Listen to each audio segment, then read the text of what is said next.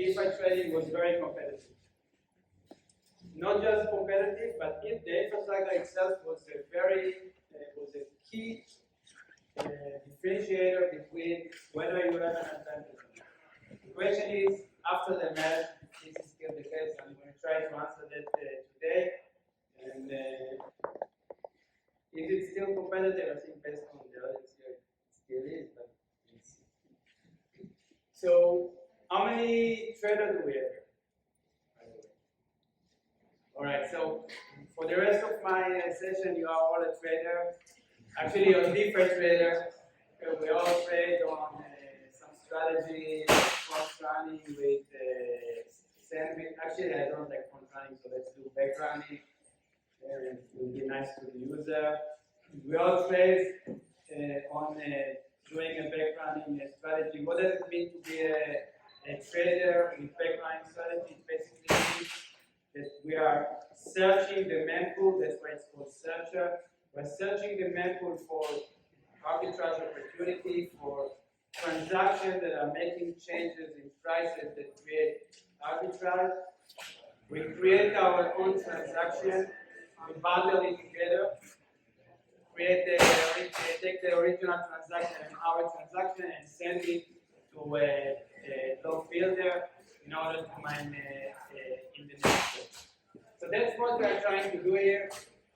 We are trying to we're actually trying to be very successful, to be the best trader in Ethereum today. Now, before the merge, why did I say that the infrastructure was so important? Because before the merge, let's say that I'm running my bot in Virginia and USDs, and transactions are being generated anywhere in the world. So a user is going into their MetaMask and creating a transaction. Some of those transactions are creating the arbitrage opportunity that I talked about. Those are called the trigger transaction. Let's say that the transaction is created in the UK, and pre-merge, there were miners. Let's say that the next miner, the lucky miner, because back then it used to be based on luck, hash power and luck. Let's say that the miner was in Germany. So the transaction would travel all the way to USDs, to my bot. I would process it. I will send it back to Flashbot, to bloXroute. It's eventually going to get to the miner in Germany. That was 150 millisecond delay, and that will cause me to lose my trade. Why? Because if the next block was created 4 seconds later, then it's fine. But if it was created 100, 200, even 300 milliseconds later, then my bundle arrives. So that's why in the pre-merge it was very important. But we'll talk today about whether this is still the case. So when you think about this opportunity, it's basically important two different steps. The first one is identifying the opportunity. Identifying those trigger transactions, which is really see transaction in the mempool, transaction that you have access to, and process them to see that there is an opportunity, and then you create your own transaction and you submit it through a bundle. Everything today in Ethereum post-merge is through a bundle. You submit your bundle through So we'll talk about that as we put a lot of emphasis on the second part, because the mempool discovery really didn't change pre or post-merge. But sending your bundle is a completely different story. So a few tools that if you are not aware of, you should, I'm just putting it here, so you should remember, and you can check later. The first one is the TXTrace. Those are all tools, free tools from bloXroute.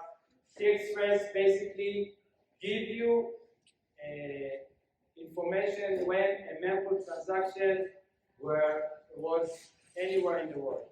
okay, based on the region that we support. We'll see that in a second. BDN Explorer gives you information about where transactions are starting or blocks are starting, and we'll see that compared to script, I'm not going to talk about today, but there's also a very good tool. So if we are all a trader, we want to identify an opportunity. We see an opportunity, we actually lost. Okay, we didn't win. Maybe that was because we identified the opportunity today. So with the TX trace, I can now go. I can put the transaction hash of the transaction that I missed, and I can see where was it in the world, where did I see it in my bot, and I know if I'm just basically doing it. Now I spoke before about why latency was so important pre-merge, but is it really important as post-merge? Well, let's talk about it in a few seconds. The second tool that I want to talk about is with regards to method discovery is the BDN Explorer. Again, a tool from us that basically allows you, and you can just go to BDNExplorer.com, allows you to see where exactly transactions are being generated in the world, also where blocks are being generated, or not really generated, but really where they are starting to get propagated through the peer-to-peer network. Now, I want to put my sales head for a second. The best tools for method discovery is bloXroute. I'm done with it. I'm not going to talk about it here because that is going to be more like a sales talk. So, with your permission, I'm going to go to the second part, execution. So, we identified the transaction, created our bundle. Now we want to get in the next one. So post-merge. How many of you this is the first time that you see this slide? Cool, so I don't need to get too much into detail because that's really not important. We are on the left side. We are the searcher. We created the bundle. We submit it to block builder. Okay, we can submit it to one block builder. We can submit it to multiply block builder. We can submit it to bloXroute. Block builder includes our bundle into a block and propose a block. Block builder submit their block into one or many MEV relays. And MEV relays basically wait with the block until the current validator, the proposer, is asking the MEV relay for the block, and they provide the best block. And the validator basically picks the best block, and that will be the block. So, reverse, this is more important for us as a searcher, it's actually to look on the reverse side. Validator, through a component called MEV will run with multiply relay, will query the relay. The query is called getLadder, will issue a getLadder request to multiply relay for a bid for the block. Each relay, once they get the getLadder, will provide the best block that it has so far, and the validator will pick the best. So, Yuki talked about who are the relays that we met and the builder currently in the ecosystem. The number one explorer I use is the only one that I use to use is millisecond.io. So if you're not familiar with it, definitely use it. You can see you can go to 24 hours, 12 hours, 1 hour, and so on, and see who are the major players.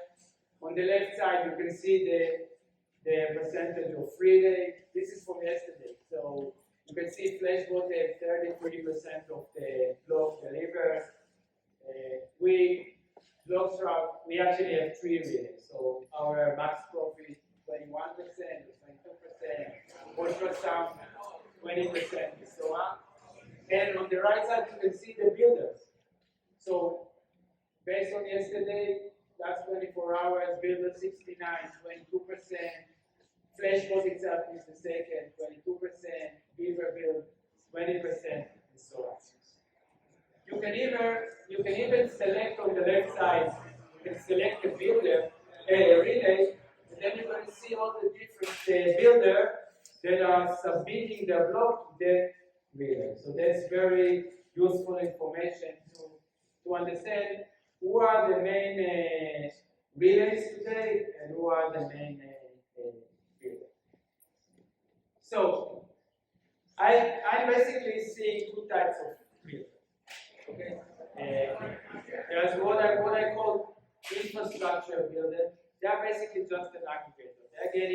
They are getting bundles from searcher like us. They are not doing any searching by themselves. They are creating blocks. And the second type of builder are searcher. Searcher will be, for example, Beaver build that I showed you before that has 20% of the block, and so on. In the last 2 months, I'm seeing a major increase in the searcher builder, which I don't personally. I don't think it's a good thing, and that's not the intention for EthDenver or for post-merge. But searcher that have the advantage of creating bundles that are paying a lot to a validator will have a major advantage in building. So there are two types of builders. All right. So after we get our bundle to the searcher, if it's a mempool transaction, we are just using the peer-to-peer or bloXroute to get to the builder. But if it's a bundle, we are using the builder RPC. Okay, we can also send another bundle by the private transaction, so we can use their RPC, or we can use bloXroute to send a bundle and ask bloXroute to send it to all the builder, which is a nice feature that we give to search. Post-merge, everything is known in terms of time. Okay, we have a slot is every 12 seconds. So remember that I told you pre-merge, we didn't really know when the block would be created. It might be in the next 200 milliseconds, it might be in the next 15 seconds. Right now, we know exactly when the slot is going to be created. So as a searcher, as a builder, as a searcher, everything that you are doing should be relative to the slot time. If you are not doing it already, you need to change the way that you do it. So in order for us to get our bundle to be in the next block, it definitely needs to be ready before the validator asks for the bid, right? Before the validator asks for the bid. Otherwise, it's just not going to be available within a block that the relay has. Now, for most part, validator will issue the get header that asks for the bid exactly at the slot time. But if the relay resides in the US and the validator is, for example, from South Africa, we're adding another 200 milliseconds to the delay. Okay, so latency of the validator to the relay emphasize when the relay is getting the request. So let's look at some data. This is the data from I think from 1,000 blocks. You can see by average 440 milliseconds after the slot time is when the validator requesting the get header from the relay. So definitely, if we're going to wait after 440 milliseconds, the slot time will be too late. We might be able to squeeze the bundle before, after the slot time. Why is it important to wait? Depending on our strategy. If, for example, we're doing CFI DeFi strategy, we want to get as late signal as possible from the CFI. We want to wait as much as possible. But if we wait too much, we're going to do it. It's the same information in histogram, and you can see the majority of GetEther requests arrive 300 and 400 and 500 milliseconds after the slot starts. Okay, but we are not really sending anything to the relay. We are sending our bundle to the server, to the builder. Okay? So we don't really have control to which relay we are going to land. We have control to which builder we're going to send our bundle, and we also have control to which builder when are we going to send our bundle. What we can do, and if you're not doing it, you should start, is to pick a builder that is working with the relay that the next proposal is working on. So that's a little bit confusing. So every slot, there is one validator that is proposing the block. We can know ahead of time whether this proposer is registered with the list of the 10 relays that I showed. And you want to make sure that you are submitting your bundle to a builder that is working with a relay that is working with that validator. So for example, if you decide to work just with bloXroute relay, and the validator is not going to work with the bloXroute relay for that slot, you have 0% to win in this slot. So obviously you want to do that. And of course, we want to get our bundle to the builder before the relay receive the block. Before the relay get the block. When I have a slide about it, what the relay is doing, but once the relay receives the block from the builder, it needs to convert to do some verification, and only then the block is available at the relay. We want to make sure that we are giving the builder enough time to include our bundle to the builder. So when do we see that the blocks are ready at the relay? You can see this is the last 800 blocks. Those are winning blocks, not just blocks that builder created. Those are winning blocks. Last 800 sample, 140 milliseconds prior to the slot time. So if we want to send our bundle, we want to have a greater success, we want to make sure that we are doing it. We want to do it before. Again, here's an histogram. Very easy to see where the majority of the blocks are ready. You can see that quite a lot of blocks are being ready at the MEV relay post slot time. Okay? Because we've seen that the gather is arriving by average 400 milliseconds post the slot time. Now I said, actually the most successful searchers are builders by themselves. Okay? So if you are a searcher, you are thinking about becoming a builder, there's a few things that you want to take into consideration. First of all, to which relay you want to submit your block. Basically, you can submit to everyone that is willing to accept. There's no cost to you if they are willing to accept your block. You want to check how long does it take for a relay to validate block. Some relay takes 100 milliseconds to validate your block. Some relay takes 1 second to validate your block, depending on their environment. Cloud versus bare metal architecture on the relay is huge difference. It's actually also huge different for a builder. But for a relay, that can reduce validation from 300, 400 milliseconds to 50, 100 milliseconds. Okay, rate limits. Some of the relay like us enforce rate limit. So you want to look into that.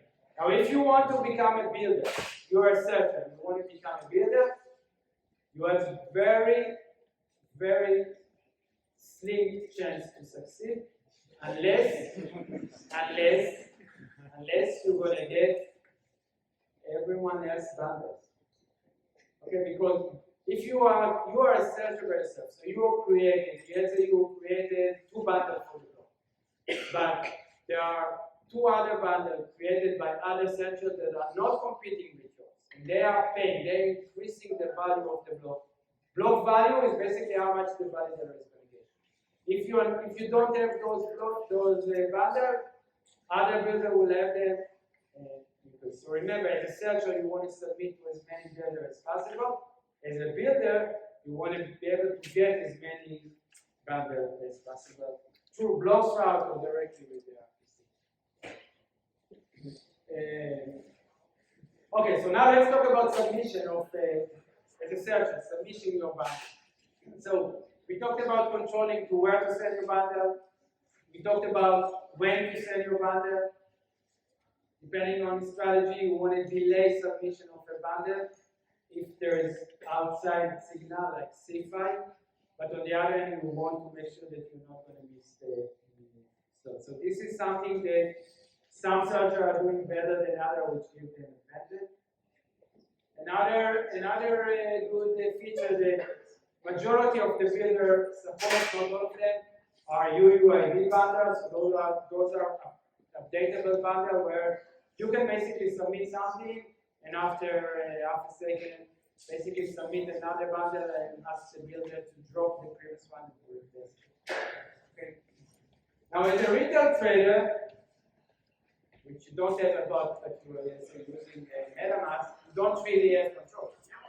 So, if you want to create, it's not a bundle, but if you want to create a private transaction, you want to get protection from searcher like you, front running them, then you need to use some custom RPC.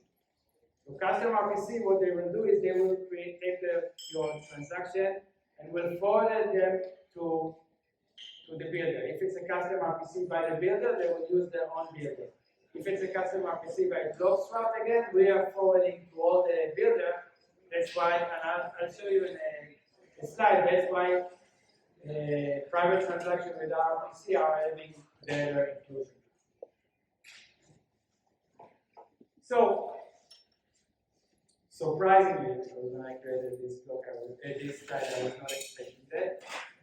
When are bundles being submitted to so basically, we took the last 1,000 bundles inside the blocks of 1,000 blocks, looked up the bundle within them, and checked when the builder, our builder, received the bundle.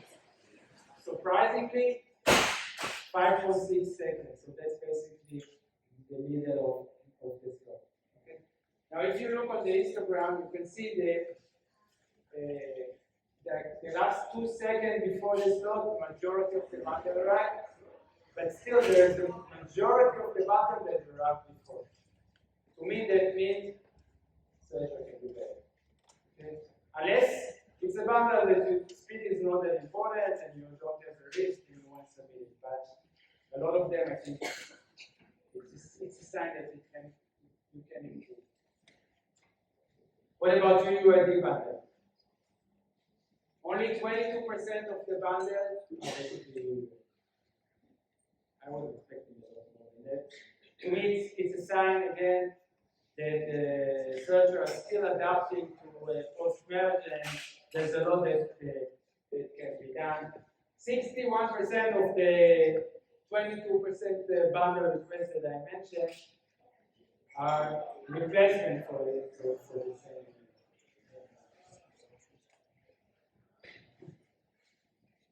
What about the RPC? So what we did here in this benchmark is basically we took 20 transactions. We sent those 20, for each RPC, and you have here 5 different RPCs, we sent 20 transactions. Each of those transactions we send exactly in the middle of the slot. So it's a fair comparison. So slot arrived, there was a slot, we sent transaction to builder 69. We waited and we checked how long did it take for that transaction to get into the block. Not surprising, builder 16, it was only in builder 69, of course. Okay? And we did it for everyone else. It cost us like $1,000 to run that test because it's expensive. And we saw that some block builder, or when you submit by a bundle to .PC, you can wait for 5 or 10 slots because it depends when is going to be the next time that that builder will win the block. Okay? If you look on the yellow, and I said I'm not going to talk about bloXroute, but this is actually a free service like that. We are taking the bundle and we're sending it to builder 69, EthDenver, FlashCode, and so on. So basically we have 90% of the block space, and you're getting inclusion between 1 to 1. Okay, so let's talk a little bit about troubleshooting as a researcher. So I'm submitting a bundle and I don't see my bundle and I want to understand which block actually won. I can just go to beacon chatbot and best explorer ever. Just go there, just type the stock number, and you're going to see which relay. In this case, you can see it's a FlashCode relay. You can see which relay won the stock. If you want to know which block was the winner, you can also get it from the same explorer, or you can use the relay that you find out. You can find out information about the block that won by looking into the proposer payload delivered endpoint. So you basically type that endpoint with the stock number, and you can see which block was the winner, and then you can use a different endpoint builder block received to find out when the relay received the winning block. You can find out whether you were too late to submit your bundle or not. So those are good endpoint to know. Another way to know which builder won is basically to take the block and either in Etherscan or any other explorer, you can go and you can look on the extra data. All block builder today advertise their name in the extra data because they want to get a searcher like you to send them a bundle. So this is, for example, a block from builder 69. If you see a lot of block from builder 69, you won't send them.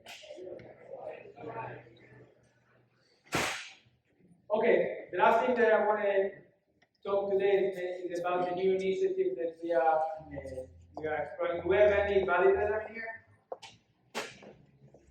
So, basically, one of the problems that we have today with the MEV architecture is that it does not take into consideration latency.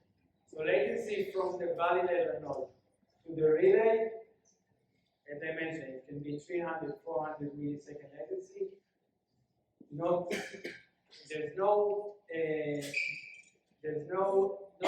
taken into consideration. So if you're a validator walking 300 milliseconds from a relay, and you are requesting to get data, because it took 300 milliseconds for you to get the block, by that time, the relay maybe has a better block than if you would issue the get header exactly at the block. So if you are a validator that is working in the same region as the MEV relay, your get header will arrive to the relay in 1 millisecond, and you're going to get the block that was ready 1 millisecond after slot. If you are 300 milliseconds behind, you might get a better block, but you might miss a slot because it might be too low. So there is a difference between being too slow and losing money, or being too close and losing money. So what bloXroute is, that is the case. So the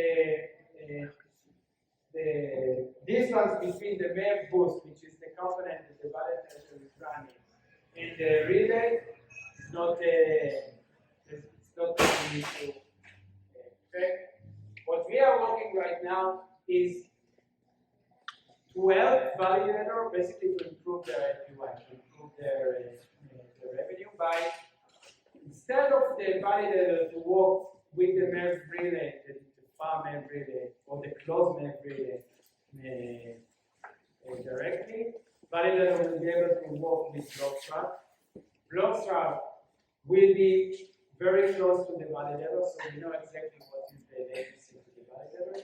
We'll be able to get blocks from relay through our network very fast.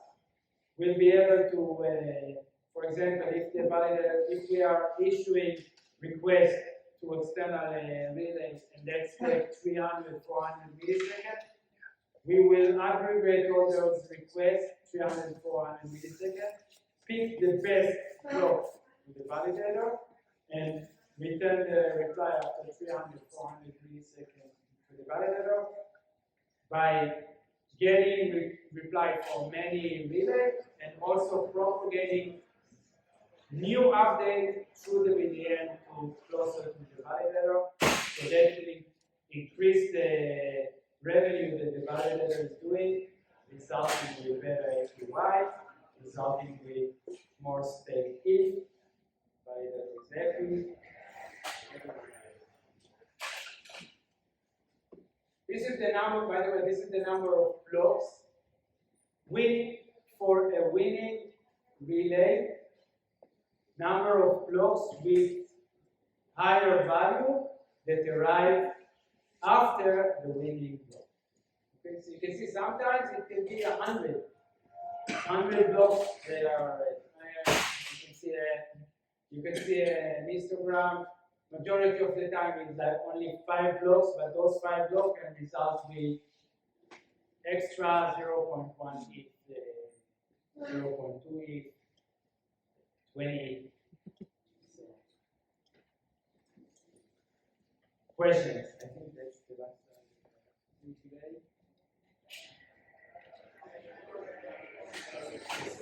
Since the merge has gotten easier or harder? Since the merge has gotten easier or harder? For blockchains, for you guys, with, I mean, it seems like having the 12-second time would make it a little easier, right, or more predictable, I guess. So I think for bloXroute, the uncertainty was better in terms of getting service to use. So I think it's actually harder for us. It's good. So more competitive? It's definitely more competitive because block, you see block relay and relay. We are today doing about 15% of the block. We are competing, and there is 85% competition. We are doing around 25 to 30% of the relays. So there's 70% other. Those are all basically free services that we do. Block propagation, transaction propagation is still important, as I mentioned before.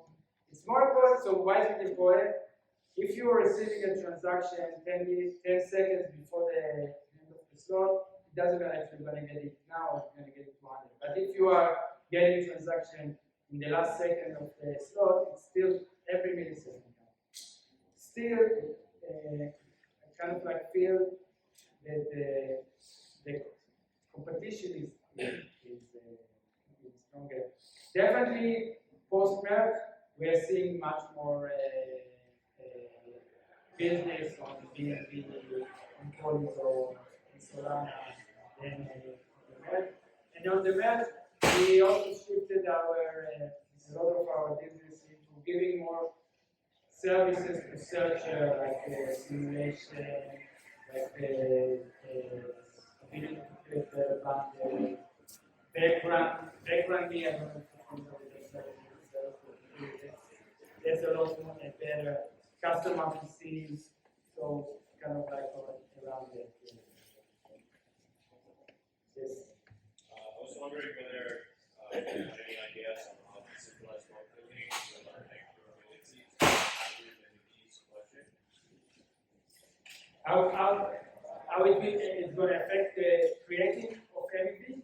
Or your ability as bloXroute to provide value. So, for example, with regards to latency, swallowing, for example. So, okay, so let's think about block. So if you talk about bloXroute, today we give service. Let's talk about my vision and what we're doing today. So my vision is that bloXroute will not compete on block building, will not compete on relay, will not compete on searcher, but will provide networking infrastructure to all of us. Right? Right now we are not there. Right now we are doing building by ourselves, doing really by ourselves. But this is where I want to go. So today, if you look about the service that we're doing relay services for builder. Okay? This is a rate limit service, and it's cost money. And all the big, not all the big, I would say 70% of the big builders are paying for this because we are giving them a much better latency for relay that is affecting their success. So I'm seeing in the future, I'm hoping in the future that we'll see more of relay services to a builder where we are going to give better latency in order to increase their success. Searcher, definitely. They need the input, okay, they need to get block faster, and they need to get access to builder. Getting access to builder is probably the most important one. And as I mentioned, a lot of the builders today are searchers themselves. So if you are a searcher and you create a bundle, you don't want to send it to anyone. Because if you're going to send it to anyone, one thing they can do is they can look at what you're doing and they can say, well, this is great, I'm going to steal it. I'm going to do the same thing but with my address and I'm going to get the 10 ETH profit. So that's one thing. The second thing, it can be not just a steal, it can be your own credit. Okay. So DeFi is so competitive that on every opportunity you're basically competing with 10 others. If those are builder, you don't want to get to them. So I envision that bloXroute will be able to give you, and we're doing it today already, give you an endpoint where you are submitting your bundle and you can say, I want to reach all the builder, I want to reach, and you can get a list of all the builder, and you don't need in your part to modify. You don't need to worry about every time to keep looking on the ecosystem. Like for example, if you look on the list, Manta builder. A month ago they did not exist. They have 10%. So you basically need to constantly understand the ecosystem and look on the and find the RPC, and we can help with that. And latency. So if you submit today a block to, for example, to Flashbot, a bundle to Flashbot with HTTPS, you are not on the same rhythm as the RPC, you have an extra 200 milliseconds. If you are using bloXroute network for that, you're saving 200 milliseconds. So there's a networking for searcher to reach the ecosystem. And the last thing is the validator. I'm envision bloXroute helping validator to make more money using the bloXroute. Hopefully that answers. Yes. Picking up the rise of proposers switching off block propagation rights.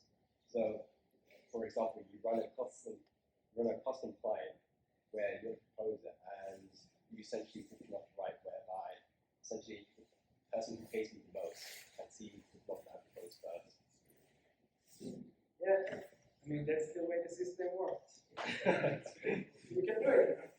It's not going to happen on Polygon because if you do it on Polygon, the foundation is going to vanish. Or an ALB. You can do whatever you want. Nobody is. As long as you are committing to the protocol, right? You are. As long as you are. Nobody said that you have to work with networks. Nobody said that you have to And as a relay, okay, as a relay or as a builder, if I see a validator behaving not ethical, I can make a decision that I'm not going to serve. I'm not going to give it block. But the way that I see it, it's a protocol support. Yeah, I think it's time to drink.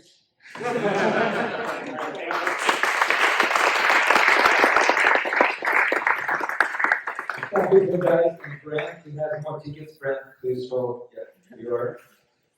So yeah, if you want to get more tickets for the drinks, yeah, please reach out.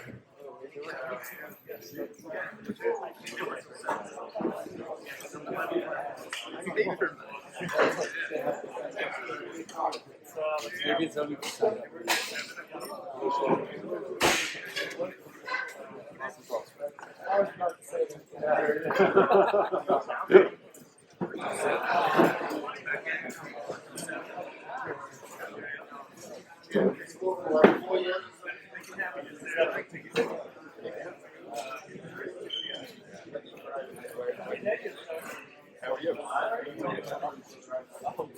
I'm so excited.